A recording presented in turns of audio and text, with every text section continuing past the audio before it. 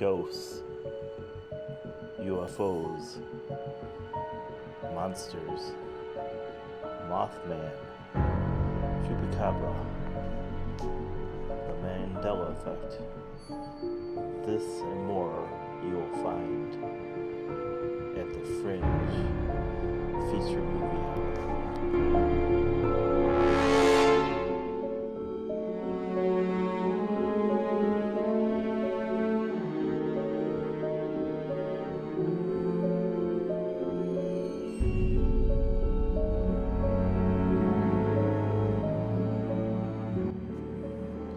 All this and more at the Fringe feature movie hour. I will try to scare the pants off of you. Enjoy. Good night.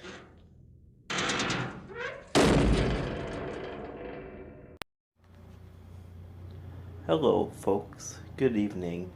This is the Fringe feature movie hour. Tonight, we are discussing Ghosts as our heavy hitter in October. Tonight, I'm actually showing you a movie. Sorry about the stutter. I'm talking about my experiences. I'm hitting you hard in October, baby. And you probably won't like it, but here it is anyways. I started off as any young kid, I suppose. Few of my family members called me hyperactive because I like to jump on beds a lot, but I was born into a house that turned out to be my first and second Fringe paranormal event. You see, my grandmother's house, it was haunted. Sorry, let me do that again. I had kind of a notification, which is so annoying nowadays. They come up when you're trying to do stuff important like this. Well, anyways, I started out like any other kid, but I found out through all my experience that was not the case. I grew up in what is to be my first and second paranormal Fringe event, which is my grandmother's house. And through over the years, I come to find out that it's pretty, or at least it was, I'm not so sure anymore after I was done with it, but was a pretty nasty haunted place.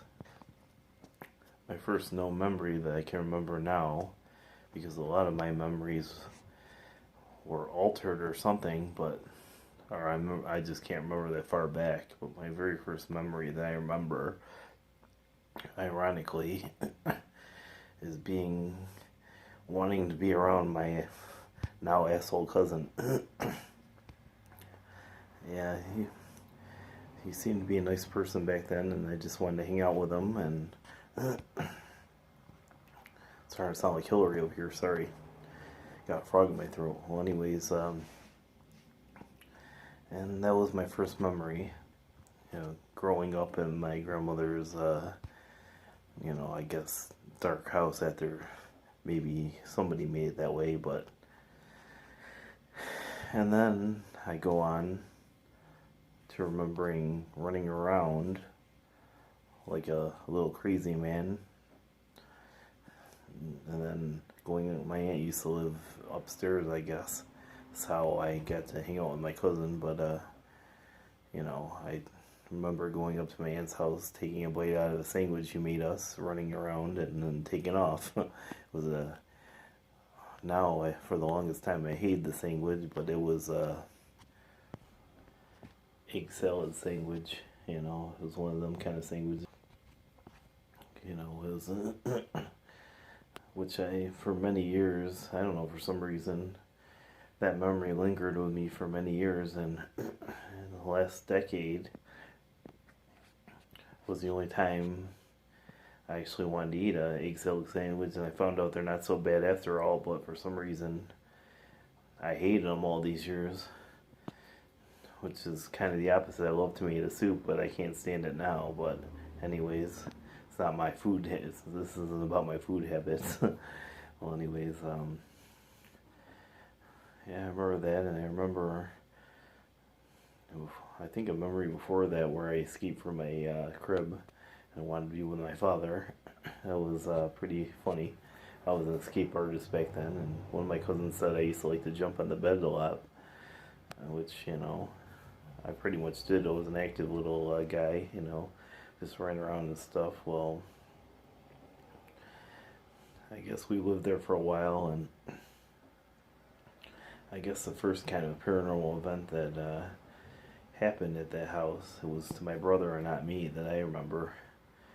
But he saw this ghost child that lived. He said hi to her, and I guess the next thing, it's like a little girl as he had a birthday party in his room, which is, actually the house is only, to be honest with you, I don't know, not too far from here. Maybe it can about 10, 20 minute walk, maybe half hour walk, But it's funny that I've come full circle, living all over areas, and now I'm back to Niagara Falls because of bad luck. Or actually something I did, but that's besides the point.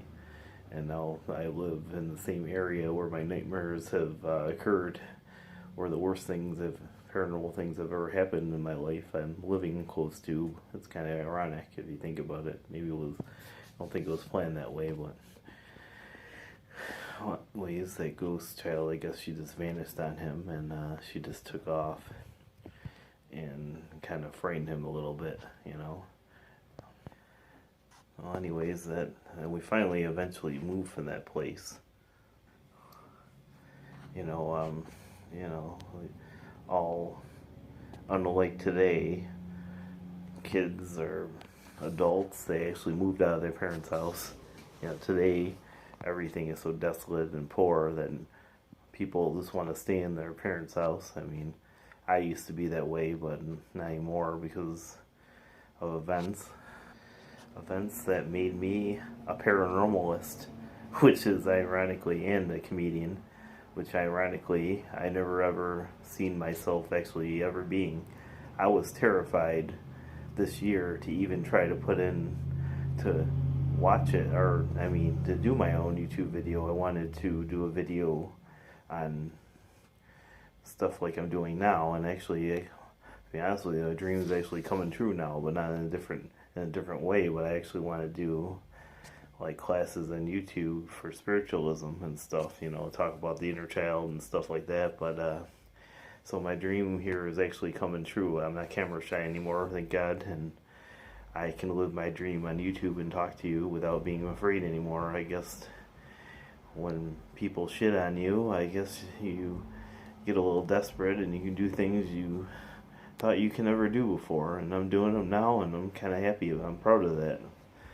Now, if all I can do is get myself to drive, if I ever become a famous YouTube star and learn how to, have enough money to actually afford a car, then that would definitely be fulfilling another one of my dreams. But I don't ever see myself becoming famous from this or from anything I do, even my comedy, which people think I'm kind of funny at, but I don't see it going anywhere. But that's besides the point. Well, they eventually moved, unlike my generation and the millennials, and they decided to get this really cool house. The house was pretty freaking cool. I have no actual... I have a memory of walking to the house, but that memory, from what I hear, is false. I guess I don't even remember moving into the place. How fucked up is that? Your memories are taken away from you that you don't even remember moving in. So something really fucked up happened to me around that time where a big chunk of my memory is taken away. You want to know how fucked up I am? I'll tell you how fucked up I am. I had a playmate. Her name was, I believe, no, it wasn't Melissa. It was, I think it was Teresa, I think her name was. And she's the one that was responsible, sorry about that, for giving me my first big wheels and making me the little Danny boy, from The Shining. I mean, she gave me my first big wheels, and I don't even. And my parents told me about her, and I don't even remember who the hell she is. They chalk it up on bad memory from being so young, but I remember from back then. I mean, I'm telling you, folks, these memories are literally just ripped out of me. But by who? We'll get into that next week. But I won't get into the little sneaky spoilers that Sherlock Gate, G Video, you know, Sherlock, I almost said my other YouTube name, but yeah, my bad, I slipped there, Sherlock G Video, um, basically, uncovered. I mean, all my life people have treated me like I'm this dumbass. I mean, I'm sort of like the Michelangelo of this world because everybody thinks I'm a dumbass, and I'm laughing to myself because I'm the greatest detective alive. I uncovered most of my experiences. I uncovered myself. So it's like, who's the dumbass now? I mean, I know stuff about this world that people are too lazy to even figure out. But I figured it out. I mean, and I'm the dumbass. You people think I'm dumb? I don't think so, pal. But keep on treating me like that if you want. I don't care. It's your priority, not mine. But well, anyways, where was I? I was going back to this house. This house was pretty damn sweet, and she gave me this big wheels, and it's pretty awesome. I don't even remember who the hell she is. It's pretty sad when you had a childhood friend that you don't even remember who they are because some entities or three-letter organizations tore these memories out of your life. Take your pick. I don't know what the hell. I'm going with the entities thing, but it could be the three-letter organization. Sorry, but anyways, yeah, and this house was great. Despite the problems it had, it was pretty amazing. I mean, I'll tell you, the intro that I never got to experience because these memories were taken away from me. But I'll tell you what my dad told me about this, or told the family about the beginning of this house. He arrived there, and he went to the front door. He was interested in buying this house because, this is the perfect intro to any paranormal horror movies. Like, I swear to God, like Amityville Horror or any of them, the house is always fucking cheap, and the people, they always want to fucking buy it. And this was the case with this situation. I believe the house was really cheap, and my parents decided to buy it.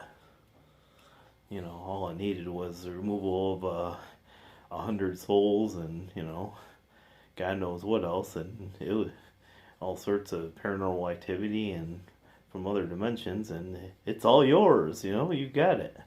That's all you gotta do. Well, anyways, he went up to the front door, and he was approached by this man, and the man let him in, and he was looking around, and then when he was looking around, he came back to the front door, and he noticed another man there, and the other man said to him, "I'm the realtor." And my dad about had shit his pants because the other man that let him in is nowhere to be found, and he disappeared. So the realtor showed him around, and I guess I don't guess my parents got the place, and it was a pretty fucking cool childhood. I'll have to say that there. I mean, me and my brother, we played what do you call it? I don't know what they call it back then, but it's like bubble hockey. You get I think they sell them nowadays. I'm not sure, but they're little, not little, but they're these boards. They have the little NHL players, and it's like foosball. I mean, you flick the little metal rods, and you get to shoot it. And it's like bubble hockey. You shoot it into and that's of your opposing players. And we went through one of those things every freaking year. I think like 2 3 years we went through them. I mean, every year we'd ask for one because stupid old me, I'm a Lord of Destruction, which people still call me that, and I used to destroy it every year. I used to either step on the players or God knows what. I was a terror in the house. I once stepped on my dad's speakers and I thought he was gonna kill me. I mean, it was so it was so bad back then. But I'll tell you another story, which is pretty funny in the house that you'll enjoy in a little bit. But it was pretty fucking cool. I mean, I saw Star Wars Part 2 in the theaters. I mean, my parents took me one day to see that at the drive-in, and that was pretty freaking awesome. And all my good memories were in this really horrible satanic house. I mean, that's I mean, a good chunk, probably like a 50% of my life was in this horrible house, which is that anything good came out of in my life. The other 50% as well. I mean, it was all good, mostly good times. I mean, the bad times I don't remember were taken out of my memory, and I'm kind of glad they did that to me, because who wants to remember somebody dragging you out of your bed and doing experiments or whatever the hell they're doing on you, or whatever the satanic or whatever the fuck they were doing to me? I don't know to this day. I mean, I'll tell you about it next week, but not now. Well, anyways, we moved in and life was great, and I had my memories are terrible, I'll have to admit. I mean, especially getting older, but I remember seeing a lot of things then. I mean, I saw the old X-Men cartoons. Used to watch, my big thing was like, I think it was Monday or Tuesday night, was the Incredible Hulk and the Greatest American Hero and the Dukes of Hazzard. Yeah, my parents actually let me watch the Dukes of Hazzard. I didn't know it was this big old controversial thing until like a few years ago, that I guess parents didn't want them to see the Dukes of Hazzard because of Daisy Dukes and it being so controversial. I mean, we had HBO back then, and if you knew the situation back then, you wouldn't. I mean, I grew up in the north, so I mean, I was pretty exposed to HBO and all the bad shows in HBO. So in the south, I hear kids who grew up. I mean, their parents would want to watch shows like Dukes of Hazzard and stuff. So, and what else? Northern kids had free reign of the HBO and all the nasty shows. So it was good times. I did kind of. There is one thing I kind of feel bad about. It's like, you ever do something really bad, and when you keep on doing it, it's like sooner or later you feel really guilty about it. Well, that was me when it came to HBO. It's like sometimes I would just watch these shows on HBO. It's like, and I felt so bad after a while. It just it gets to you. So if you feel corrupted, sorry, didn't mean to have a spasm there for a minute. I'm sounding like getting all Hillary on you. I apologize. Or Michael J. Fox. That was wrong. I apologize for that one. This is not the comedy show. This is the serious show. Well, anyways,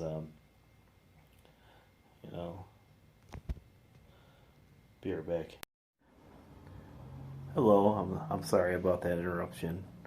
You know how it goes sometimes. You have life stuff to take care of. Life ain't all about the Fringe Feature Movie Hour.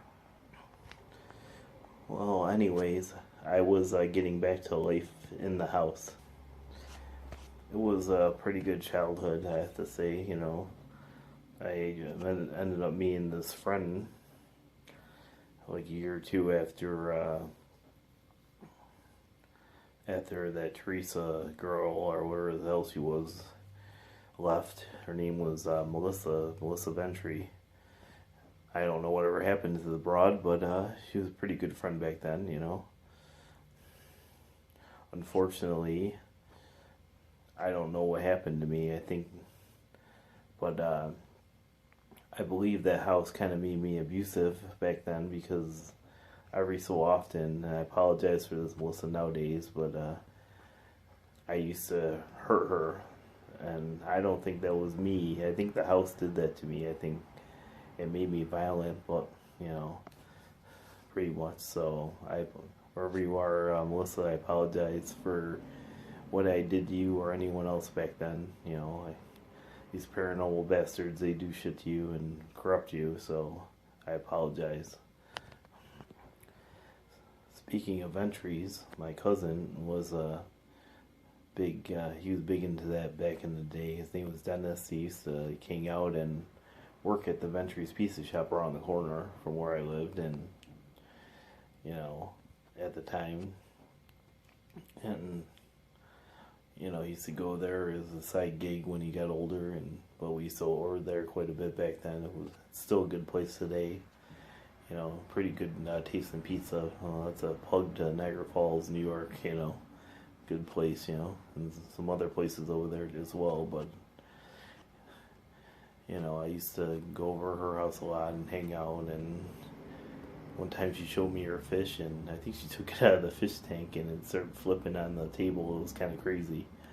And there was this big drug thing that went on back then. There's one of our neighbors. It was I guess he was big into drugs or something, and he got arrested by the cops. And you know, that was my first exposure to drugs and everything, what it was like. And then it wasn't too far afterwards.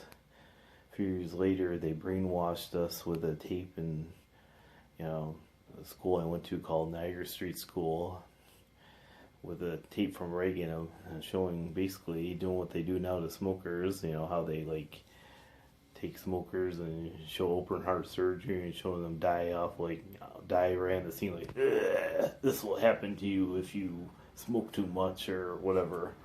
You know, that's what they did with me with the Reagan tape. You know, it worked because I have never tried a drug in my life, so you know, it was like scare tactics. They actually worked. And he said he was going to fight the crime on the war on drugs. I smell bullshit. Yeah, it turned out to be a bunch of bullshit. It was a bunch of lies. I mean, there never was a war on drugs, in my opinion. I mean, it's still just as prevalent today. I think 10 times worse, probably, than it's ever been. You know, I don't know if it's just something he told us to make us feel better, or he actually really wanted to take care of the job and help us, you know, kids out and help us have a good life. I mean, I have to say you're not alive now, Reagan, but thank you for your message, and you know, at least you gave it a shot. You at least saved me, I guess, somewhat. You know, doesn't really matter. I mean, I lived a clean life, and my life is the life from hell. So you know, in this world, I guess it doesn't matter how good you are or how good of a life you are. I mean, you can still end up in the shithole. Look at me. So you know, that's the way it goes. You know, it was really strange back then. Life was. I mean, I literally traveled around the neighborhoods with like Danny from The Shining. I mean, with my little big wheel that Teresa gave me, and till I think I ended up getting a new one for my birthday. But that was like later. I remember getting it, and I just drove. I was a bad kid back then. I think I turned 5, and I drove around the neighborhood and pretty much said screw you to my family because they're over there having a party for me, and all I wanted to do was drive around the neighborhood. I kind of feel bad about it now, but that's what happens. I mean, totally opposite of my life now. My life now is I don't even own a car, and I gave 2 shits about getting a car growing up. I mean, even at 16, I didn't do my license till 21, I think it was. So back then, I was all serious about the wheels, and now right now I want them. But back then, I could give 2 shits about, you know, riding around and having wheels and driving, and you know. So that's my life compared to now and then. I drove around town. Me and Melissa used to like go into people's houses and was kind of strange. Talk to old people. It was almost like an RPG or Legend of Zelda. We went inside people's houses and talked to them, and then did random stuff. So it was really strange being 5 or 6 years old and doing all that crazy stuff. Eventually, I had one of the worst flus I've ever had in my life. I think it was probably due to paranormal activity in the place, because I'll get into that in a minute. But I ended up getting this like really bad flu where I would throw up in every spot of the house. It was like, ooh there, ooh there. It was like a machine gun throwing up. It was really bad. It was horrible. I mean, I don't remember. I think eventually I spent one of my worst Christmases in my whole entire world, which might even be this year. My history might repeat itself. This might be like my worst Christmas I've ever lived again, but these things happen to do that sometimes. But that was the worst Christmas I've ever experienced in my entire life. I was in the hospital with the flu, and sorry about that. And basically, I felt like I was being experimented on. That's what it feels like when you're sick in the hospital. It felt like they were poking, prodding at me. I mean, all I wanted to do was to sit there and lay down, like leave me the hell alone. And they're sitting in there, and they're taking me out for baths and taking my temperature and doing all of this stuff. And I just felt like total shit, and didn't want to do anything. I'm like, leave me alone. And eventually, I did get out. I think it might have been a week or two after Christmas. It was horrible. I mean, that was so. And I ended up going to my Aunt Carol's house and opening up presents with my cousin Dennis and David and my brother, and I don't think my sister was alive then, and he had like one of the best gifts ever, which was the Darth Vader Star Destroyer. I mean, you don't get it. I don't think I ever got that one growing up. It was pretty freaking awesome. I did get the Millennium Falcon, I think, and the app, but never that one. And that was freaking pretty awesome back then. So I got to see that, and I think I did get one of them years I got remote control R2-D2, which was pretty freaking cool. I mean, it was my pride and joy. I don't even know where happened to that thing. Who the hell knows? But I wish I still had it now. I'd play it, or I'd play with it. Take it out and have it go around the house like a Roomba or something for a few minutes, and then put it back. Probably be too old to even mess with, but yeah, that's the way it is. Well, I'm going to get to the scary part now. We've been having all the good times, and eventually we ran into some really bad times, and it's when things really heated up. I mean, that flu I was telling you about, my mom had a dream about the devil, and that's when I think I had a fever that I don't know if they're the same cold, or I had a really bad fever, and I guess it got really bad in the house, and I think it got 102 or something like that after she had that dream. I mean, not exactly, it's not magical, but it's I had a dream not too long, or I got that not too long after that, and it was pretty bad. I remember that much, and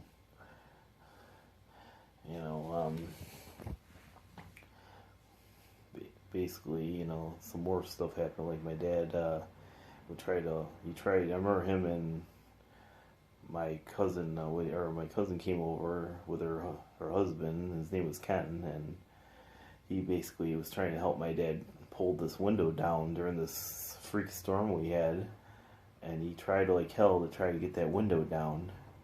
I remember this one, I believe, and he couldn't get it. Finally, he set his arm down, right in front of the damn thing. The thing came down right on his freaking arm and hurt him bad. That's how evil this fucking place was. Another thing. Hello. I'm not sure if I added this one, but another ghost story was my brother and father heard this boy run up and down the stairs. They thought it was me.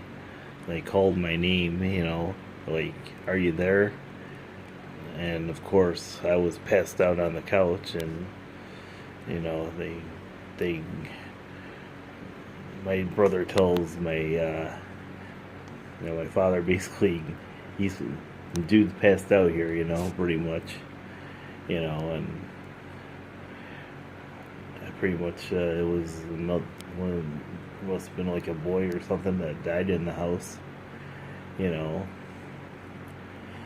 And they quickly figured that out, that it wasn't me, that's for sure.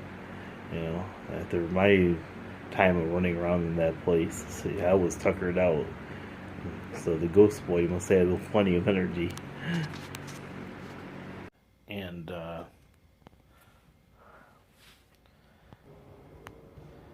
make sure nothing happens to the wallpaper.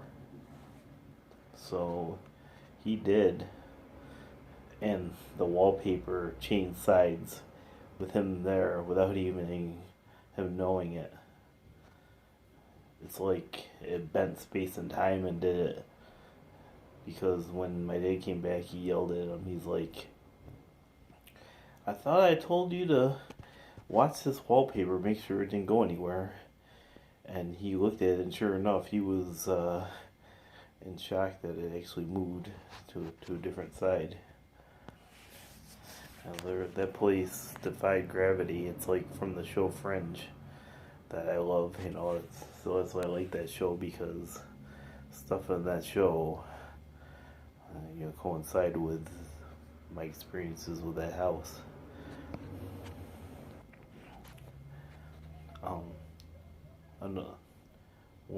Some of the other positive things that happened in there was I got to listen to the Pink Floyd's The Wall, for the first time. It was great. My cousin, he brought over the tape, and we just started listening to it. It was amazing, and it was like still to this day one of the best songs I ever heard in my entire life. That's how good it is. But it's really racy and racist, and the whole album is, and I still don't know how they got away with making it even to this day. There's just so much stuff into the album I just don't understand. I know it's art, but it's just, there's so much evil in it. But I mean, the Wall song itself, and the other songs in them, like Comfortably Numb, they're just so good, and it was just an all around good time. I went trick or treating, for the first time. I was just talking about this the other day on Facebook about how they posted a picture of all these old costumes, and I told them I wore the Darth. It's about those old masks that used to choke you to death. They're all plastic, or you couldn't breathe. I actually wore the Darth Vader one, but they told me only mention the ones listed. It was kind of funny, but yeah, I wore the Darth Vader one, plastic one. It was really good. I enjoyed going out with that. I feel great being one of the characters from my favorite movie, Star Wars. I mean, I think it was like that summer that my parents, they went up and they drove us to like all over, and finally, they stopped somewhere, and I just happened to look up, and it was the movie theater, and they told me I'm going to see Star Wars, and that episode, it would be 5 today, Empire Strikes Back, and I just flipped a lid. It was like one of the best days of my life. Like I said, a lot of the best moments in my life happened in that house, but a lot of the worst moments did. But it's that house that made me who I am today, believe it or not. I'll get into the rest of the stuff at another time, but what actually molded me into what I am today, into this Mulder character. I think they stole the idea from the character for me because I'm just like him, to be honest with you, or he's just like me, vice versa. The only problem is I don't have any. My sister didn't disappear but get abducted by UFOs. I mean, I wish she did. So sorry, I know it's bad to say, but you know, my life would probably be better if she did. But no, that's not the case. That's another story. But it's a horrible thing to say, but true. But that the house is really crazy. I will get in. I'll get into what came about that freak storm that happened. Sorry about that. Um, we had that massive storm, and that was when my dad's arm got hurt, and it was pretty nasty. It was thundering. It reminded me years later of when I went to Disney World and they had this tropical storm, and it was a fantasy. But unfortunately, this was a fantasy made real. This house conjured up a storm that didn't exist. Now, you gotta ask yourself, what kind of energy in this world can bring about an event like that where it can make a storm that doesn't exist? I've been thinking about this for years. I mean, it can't be a ghostly thing, in my opinion. It's got to be something more, fringe. Something like,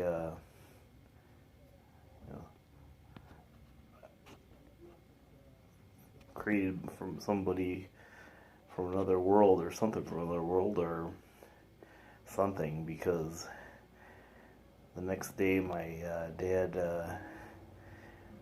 told the neighbor. I guess he was like the knowledgeable one, and at the time, I believe this is before Melissa even was in her house. These people lived there, and he told them about the storm, and they said to him, "What storm?" He's like, "How about that storm?" And they're like, "What storm?" So that's kind of above my pay grade, or whatever you would say, to know what would cause a freak storm like that. Soon, it was winter time, and I believe it was Christmas Day, and my mom and dad woke up to the doors being open, the heat off, and my dad came out of bed, and he quickly closed the door, and he went downstairs and checked the furnace and all the gadgets and what do you call it downstairs, and all that, and he found I think it was the guy for the gauge for the furnace, and it was running backwards. He took it to like a specialist. I don't know who was, somebody like that. They claim that they never seen anything like that before in their life. They showed everybody down there. Yeah, that place is freaked up. Big time, One of my fondest memories, though, was my brother used to take me up to this pizza shop called Torsillo's. That place was to die for. You get pizza by the slice, so like, I can't remember how much it was, but we used to love getting it. It was so good. And then just go to the arcade and play asteroids and stuff at a bar. It was good times, It was kind of weird, awkward being at a bar because I was only 5, but to play asteroids, you'll do it just about anything, right? Eventually, my cousin Bobby moved in. Yeah, he's a pretty cool guy. He was big into Bruce Lee. He had his poster or one of them, and he moved into the one room, and he had this poster, seeing a poster of Bruce Lee was really cool. I think it was. And one day, my dad came home from his second job, and he heard this music playing, and he yelled for my cousin to turn it off, and my cousin he wouldn't respond to him. So he went upstairs and started yelling at him, and he found my cousin underneath some blankets, cowering in fear over the music playing in the attic. So my dad went to go investigate, the attic. He opened the door, and the music would stop. He closed it again, the music would come back on like magic. It was pretty insane, and that went on for like 5 minutes, and I think it finally eventually stopped. That's come to find out. I heard, that it was like a speakeasy at one time that had a fire, but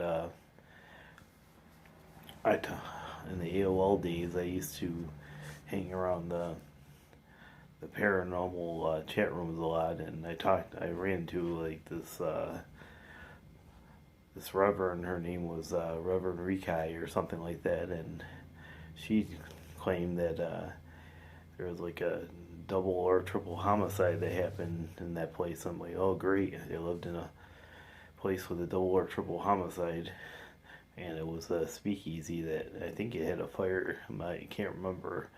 I think there was a fire up there, and that's probably why everybody, was, pretty much up there partying. It's a good way to go, I guess. If you're gonna go partying like that, that's pretty awesome. I'm sure there's worse ways to go, but I guess burning alive would kind of suck. But burning alive partying, I guess, you're too drunk to even feel it, I guess. So, I guess it's not too bad. I got really morbid after a while myself. I don't know what happened, but I started hanging up there a lot for some reason. I think somebody or something called me up there, and I'll tell you more of the story another week. But what actually I felt was going on in the attic situation, but that's more for another story. There's some stuff I want to touch on before I go, or get away from that subject about the house. When I was a kid, I can't believe how crazy I was back then. I used to this is gonna be kind of crazy or strange, but I used to ride my tricycle down the stairs, and I used to drive down the attic stairs, and I used to drive my mom insane. Which nowadays I'd probably have a heart, or the English would say I'd have a bloody heart attack, and that's what I'd probably have if my son did that and drove a damn tricycle down the stairs the way I did. I mean, goes to show. I mean, even then there's more to me than there is, than even I knew. And I did it like it was nothing. Nowadays I'd probably break my damn neck or my skull, and twist my whole body up. But I was a daredevil back then. It was pretty freaking crazy. I guess not only does God protect drunks and fools, but he also protects foolish kids. There was some other occurrences that happened. My brother claimed that he got attacked in that place. I guess attacked or held and pinned down by a demon or something. I wouldn't be surprised. The Reverend told me also, I forgot to mention, that it was a female. She told me that there was a demon stationed there since probably the beginning of time or before, which I don't know what that means, but maybe, I don't know. I mean, we all know what the Bible tells us, but do we honestly know what the workings of angels and demons and gods and devils are? You can truly count me out when it comes to that stuff. I mean, people think they're a know-it-all, what goes on when you die or what goes on in this world, but in my opinion, I think the angels and demons and gods and devils are having some kind of party or something going on. You know, they're definitely active on this planet. I'll agree with that. Maybe not so much God, but maybe the angels, demons, and devils are or Satan or wherever the hell it is. I believe they are truly active now more than ever. In my opinion, I believe the balance of good or evil would be right now would be probably be 70. Maybe I'm being too lenient. More like 90 to 10. 90 evil, 10 good. The balance of good and evil is definitely offset in my opinion. Maybe I'm being a little ridiculous or something, but it seems like that. It seems like it is way off. The scales have broken. The pile of evil just totally annihilated that scale, and it's like totally off the hinges. I mean, just you look around. There's nothing good going on around here. Hell, I can barely pay bills. I mean, and you want me to believe there's good in this world? I think the good guys are sleeping and the bad guys are really, really, really busy. They're having a good old time, It's fucking up this world, in my opinion, and that's my stance on it. I don't know why there aren't good people or good beings helping out in this world. They chalk it up to bullshit, probably like free will. They'll say, "Oh, we can't touch that because of free will. It's your free will to get fucked over by bad guys." Yeah, that's something I want. I want my free will to be fucked over by bad guys. Here, let me bend over here. Here's my free will. Ram me up the ass. I'll take that free will and get rammed up, woo, real good by bad guys. That's what I want to do. Stop this cop out. My message to the good is stop with this bullshit cop-out story about free will and get off your ass and do something about the scale because it's totally broken. You gotta start piling your ass off on the other end so that evil scale goes, goes way up and it doesn't stay down the way it is. Come on. Somebody's got to do something about that, Or maybe it's the end of the world, who knows? But all I know is that scale is fucking broken. And it ain't gonna come down anytime soon. The good side is way up here, and that fucking evil side is on the bottom. So, until good gets its fat ass on that scale, I don't see anything good happening anytime soon. But, that's just the bitch of it all. But let me see if there's any other last parting thoughts I can think of about the evil, wicked house that made me the YouTuber I am today. Well, I'm guessing moving on. I'll leave the other portion of the house for another topic because there's some other, how would I say, themes or other implications and stuff going on with that house that, that need to be mentioned on another topic. This topic only covers ghosts, so I'm only talking about the ghost portion, and which leads me to the second worst place I've ever been to in my entire life, which is, ta-da, Grandma's house. Though the last house I lived with my parents for a little bit, that fucking house was kind of evil. That was kind of really evil, but I don't know.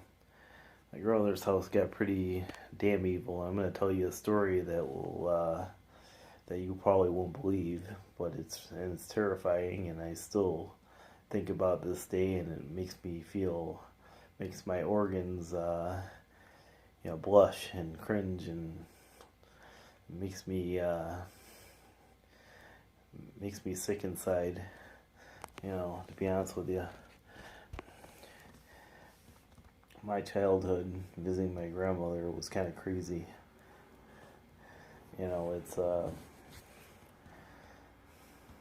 if you, I used to, it was good, but it was really bad. I mean, the good thing is I used to love going there and, you know, seeing my grandmother and shooting the crap and eating her good spaghetti. And damn, she made spaghetti. I don't know how she made it, but it was like it was made out of what do you think here?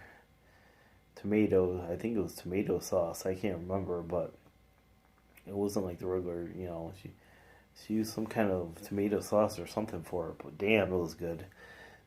She made it so good that I would come back for like me and my cousin, especially when he was over. He was like my cousin Jeff. He's a tall fuck, and we used to like both go after like two plates. It was so good. You know, it was a good time. You know, and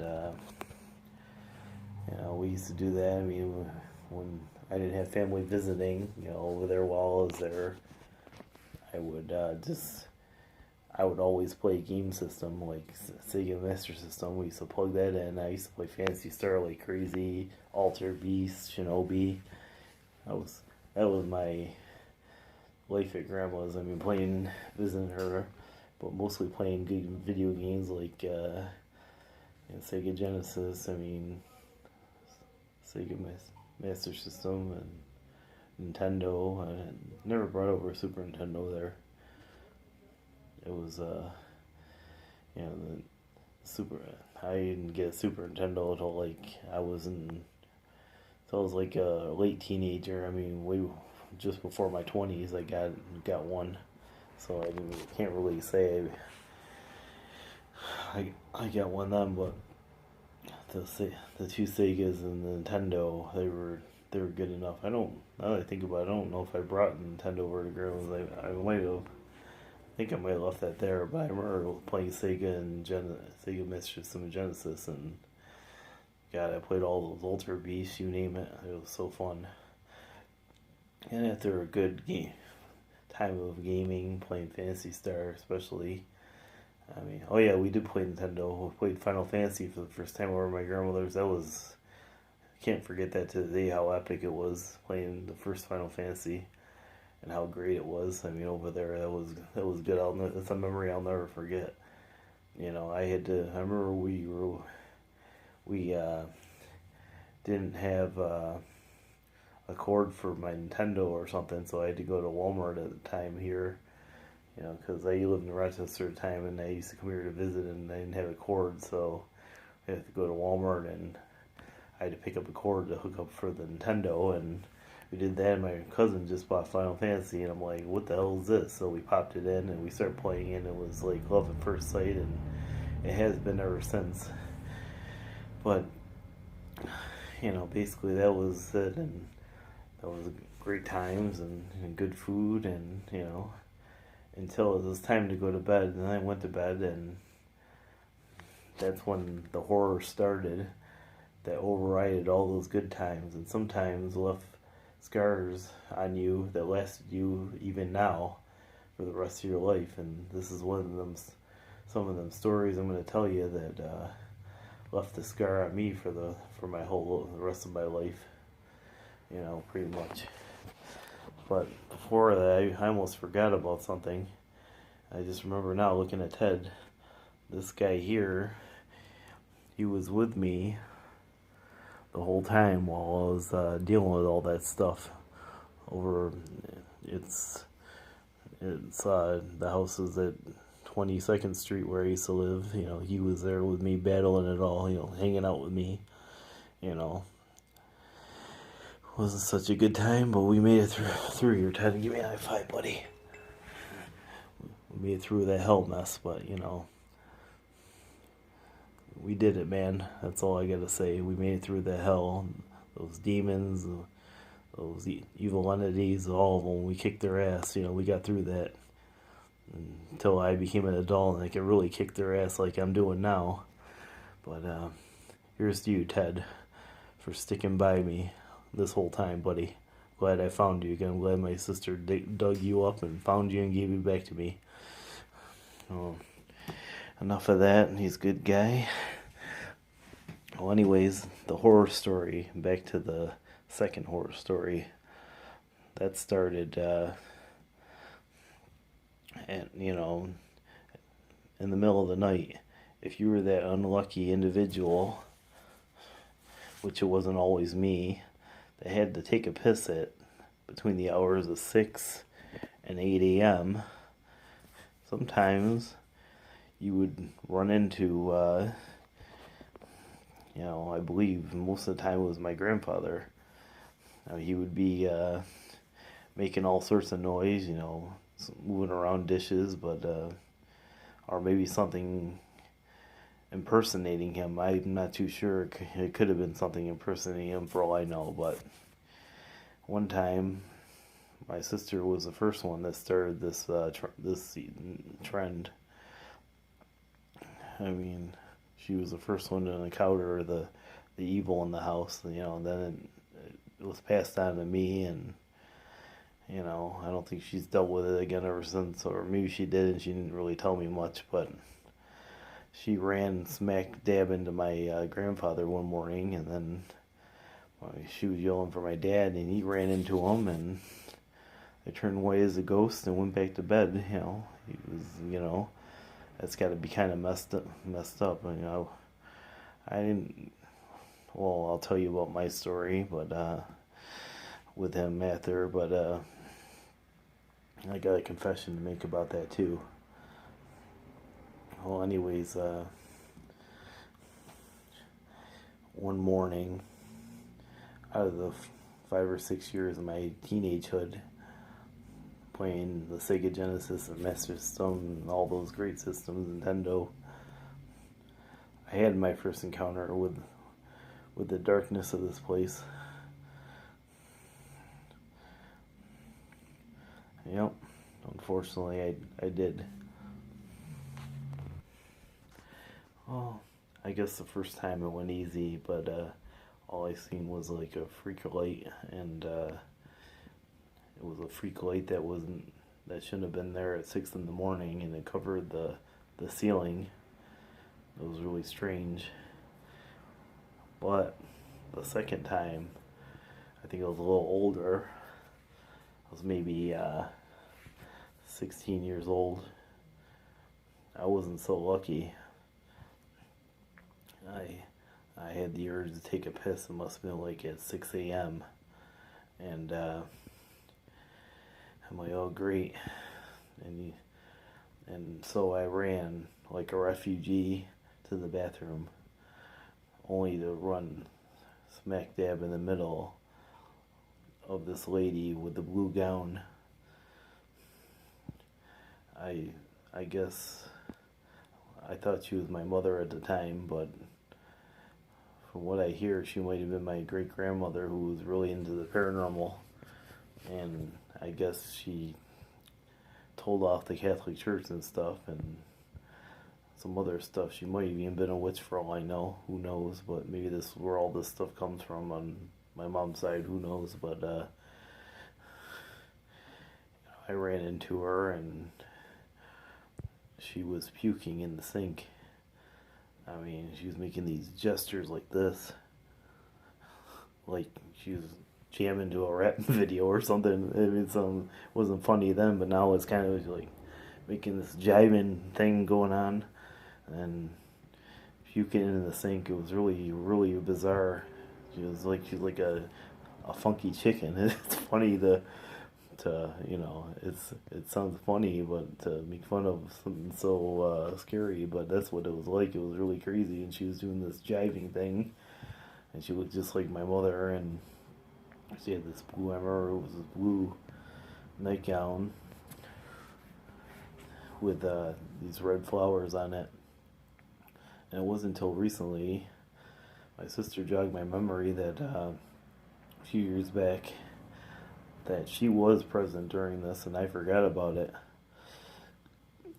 She claimed to have screamed and nobody in the family heard her during this incident, which I find really bizarre, but I had an incident like that before where I kind of got attacked by one of these beings, and basically, it cut out the sound where nobody can yell or scream, and I couldn't even hear what they're yelling. They tried to wake me up, and I couldn't even hear it. So, this sort of stuff happens when you run into the Fringe like this. Well, anyways, after trying, I'm glad I didn't touch her. That would have been so creepy. Man, I wanted to bad, but I didn't. I can't imagine what it'd feel like touching a corpse like that. God, it would have been like touching a dead person at a funeral. I mean, I'm so glad. I'm thankful that I didn't touch her. Thank you, Jesus, because that would have haunted me for even now if I did. I'm glad I didn't. So after a while, me and her, we back off, and I said, let's get out of here. So we did, and my aunt, we used to joke, my cousin did the perfect impression of her growing up. I mean, she used to, I don't know, she's got a screw loose or something. I don't know what the hell her problem is, but she's okay to me, but the rest of the family hates her. But I'm okay. I'm cool with her. I don't have a problem with her, but it's okay. But back then I didn't really care for her too much. She's okay now, but she used to do this thing on the phone, leave these messages on the phone. My cousin used to perfectly imitate. It was so hilarious. He'd be like, "Pick up the phone, mother," and he did it way better. That was not a very good impression, but he would do it if he was here. But and you would have to see it. It's so great. I mean, it used to make me die. I mean, to this day, once in a while, I used to ask him to do it. It was so great. But anyways, when we retreated back into the living room, this black shadow followed us, and I've never seen a black shadow before until then, and it followed us into the dining. It got halfway through the dining room, right to about to where my grandfather's picture used to be, and it was menacing and horrible, and it set off the answering machine and tried to scare us with my aunt's voice saying that, "Pick up the phone, mother." Did it like several times, and the answering machine wouldn't stop. It was just continually making that noise on the answering machine. "Pick up the phone, mother." And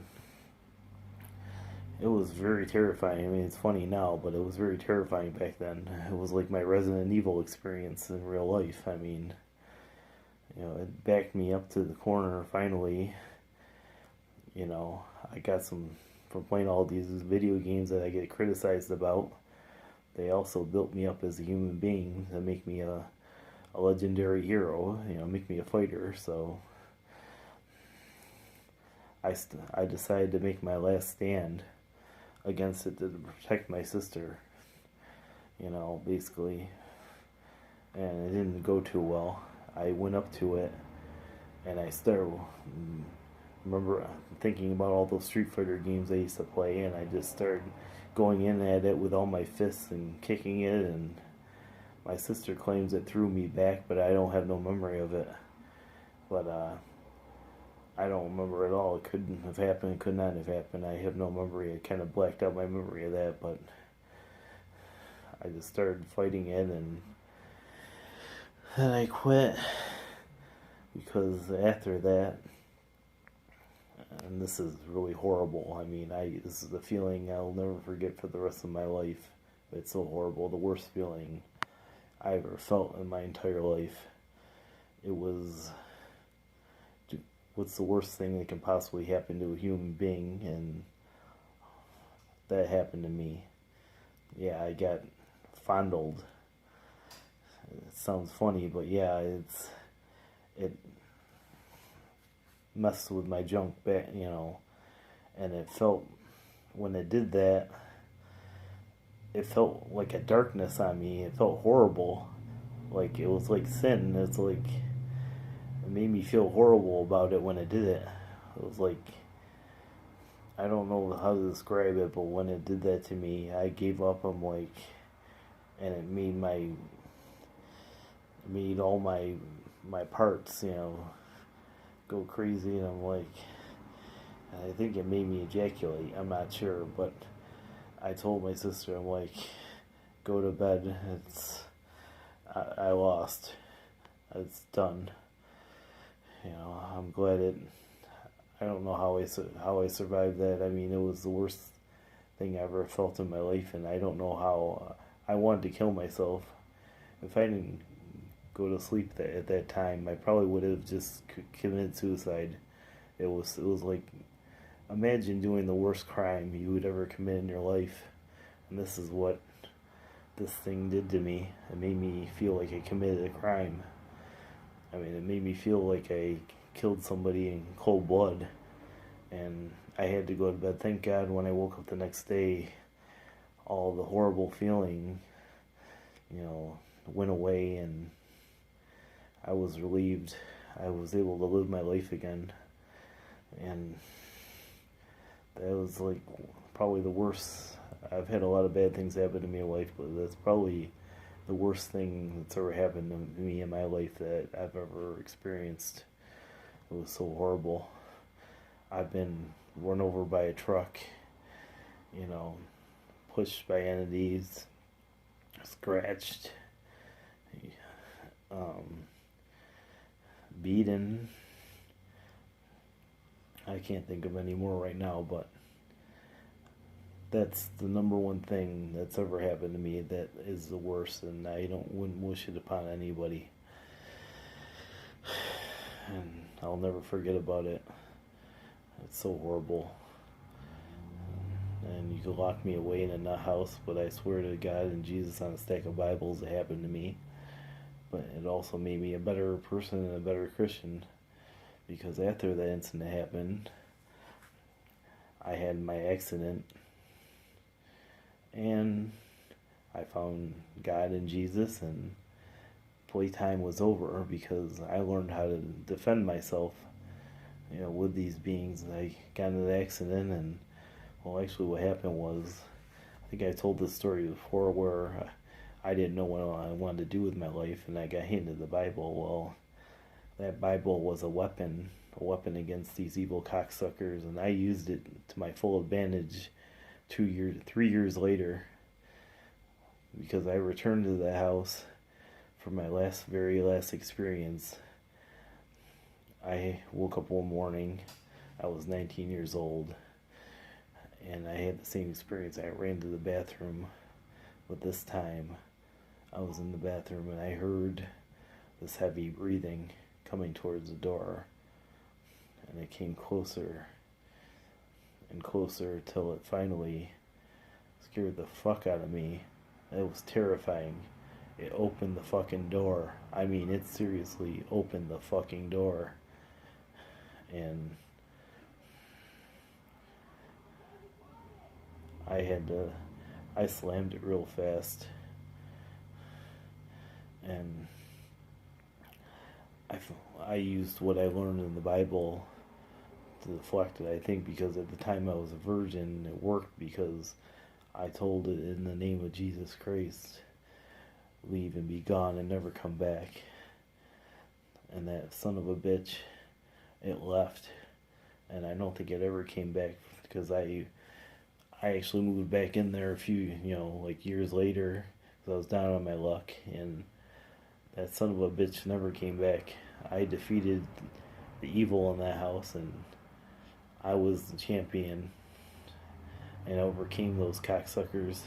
They did the horrible stuff to me, but I won in the end, so they can piss off and kiss my fucking ass. And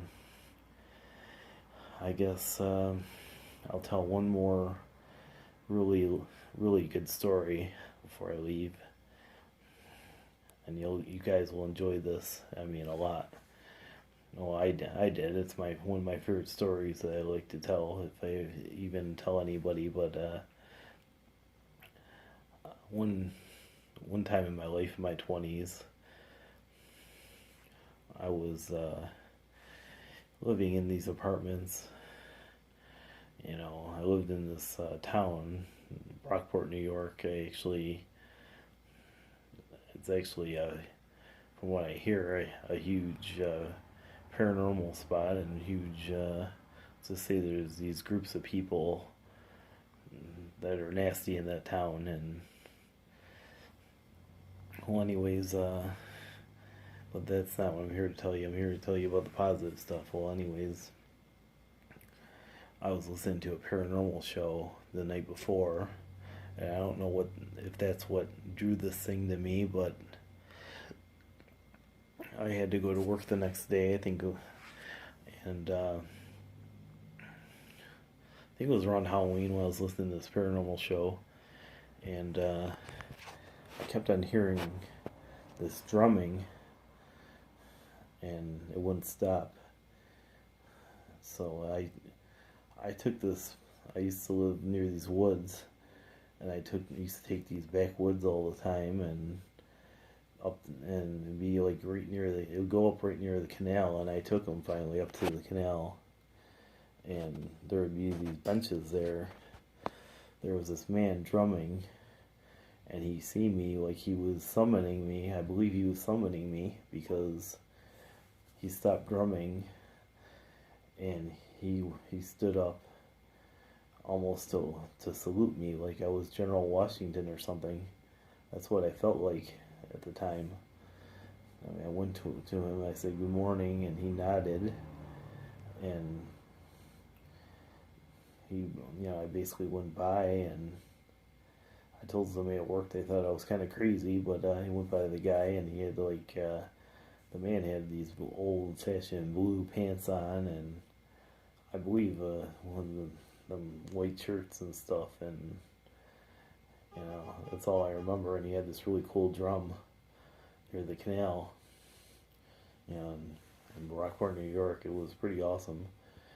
I thought he was a pretty cool spirit. If you ask me if he was a spirit, I'm not sure what he was. So I heard him drumming again, and I took off. It was pretty awesome. But well, anyways, I hope you guys enjoyed my tales of woe and my good tales, and maybe I'll do a part 2 next week with the rest of my ghost stories. But for now, stay safe, keep yourself away from these evil cocksuckers, pray a lot, and remember, you are a weapon against these evil bastards. Your beliefs, I don't know if there's anything besides the religion that saved me, but maybe there is your own beliefs that can save you from these bastards. But remember, your religion is your best protection. You use that against them. I'm not sure if any other religion works against them, but mine did, and it drove them away for good. So use your power, use what you can to defeat these bastards, and Lord willing, I'll see you next Saturday, and you guys have a great night, and take care and stay safe. See you later. Good night. Say goodbye, Ted. I'll shake the screen. He's saying, but I'm just joking. Good night. Bye now. Hello, folks. This is Video 34. For some reason, this video failed. Failed to upload right, so it's okay. There's one thing, you get extra bonus content that I forgot to add, and this is probably worth the wait, an extra day.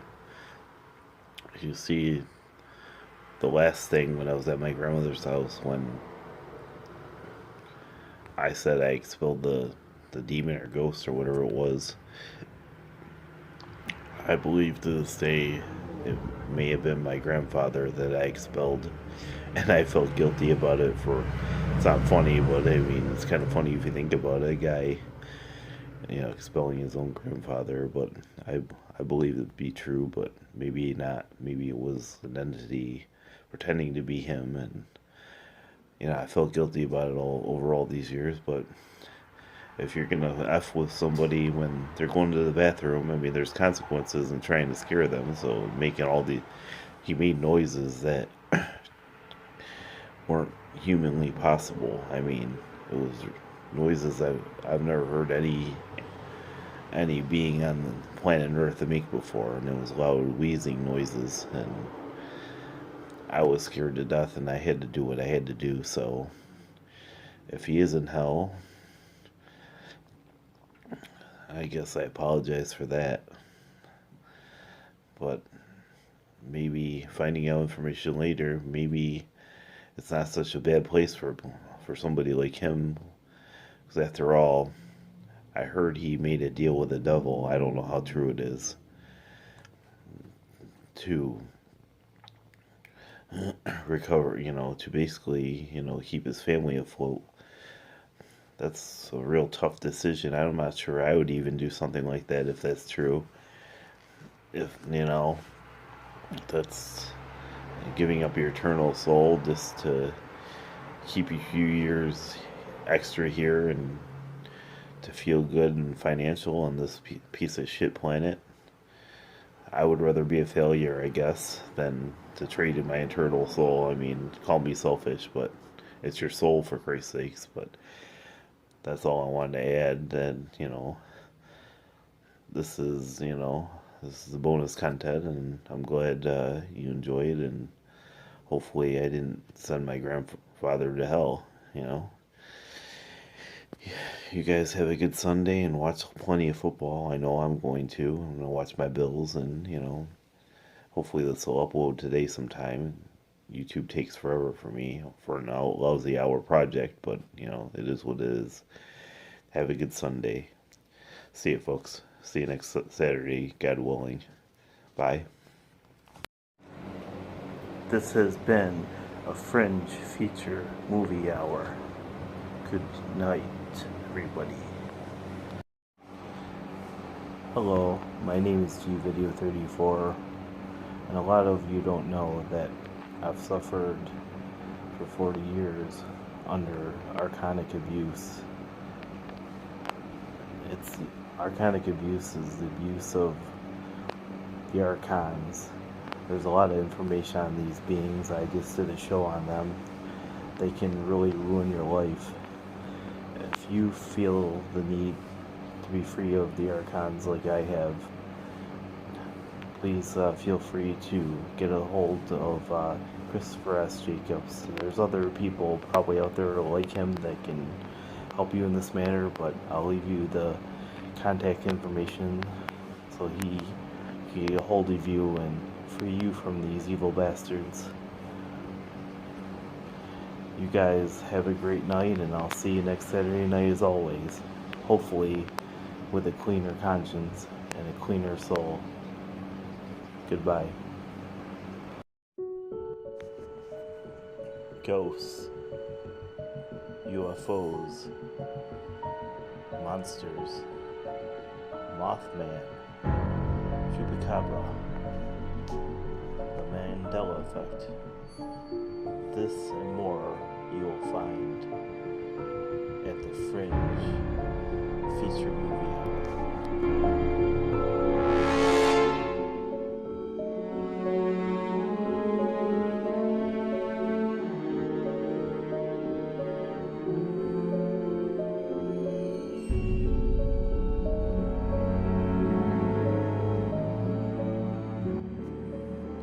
All this and more at the Fringe feature movie hour.